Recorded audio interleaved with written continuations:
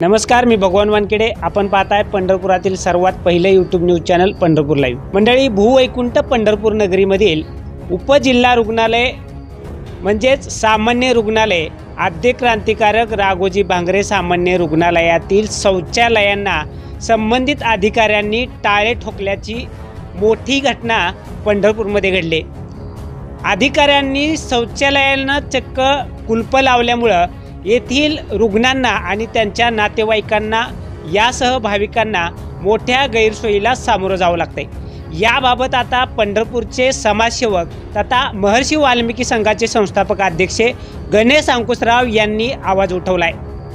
या संदर्भात त्यांनी अधिकाऱ्यांना मोठा इशाराही दिलाय।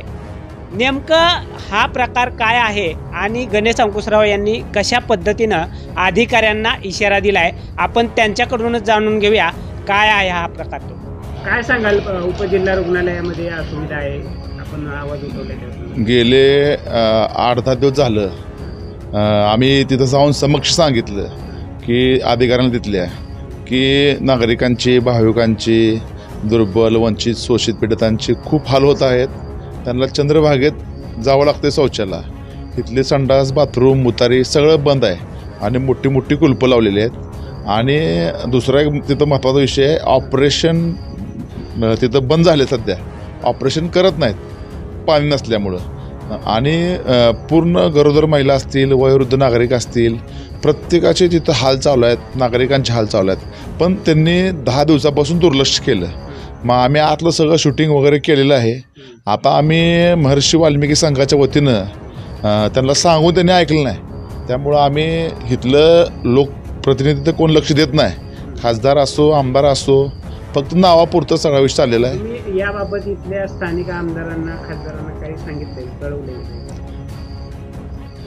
कळवलं तर नाही, पण महिना झालं ही चालू आहे सगळं।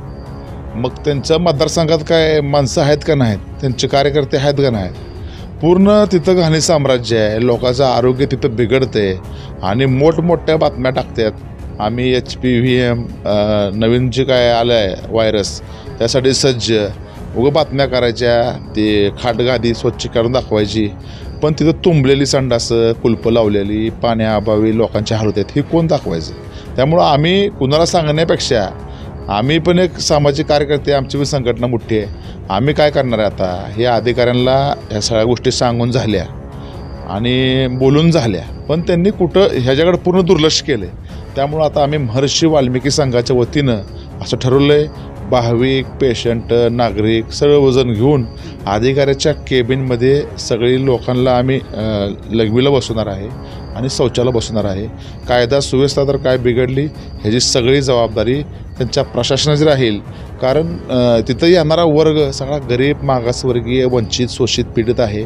इथं तर मोठमोठी लोक येत असली असती तर सरकारनं लगेच काम केलं असतं, पण गोरगरिबाला काय न्याय आहे का नाही? नुसतंच बाबा तिथं येऊन बातम्या करतात, 200 बेड, 300 बेड, पण त्याची जबाबदारी कोण घेणार? तिथं सगळी कामं निकृष्ट चालू आहेत, पूर्ण घाणी साम्राज्य झालेलं आहे। अक्षरशः तिथं आत गेल्यावर दुर्गंधी पसरलेली आहे। नागरिकांची, पेशंटची, आरोग्याची आता हेळसांड होत आहे। त्यामुळं प्रशासनानं गंभीर दखल घ्या, नाहीतर आम्ही जनआंदोलन करू।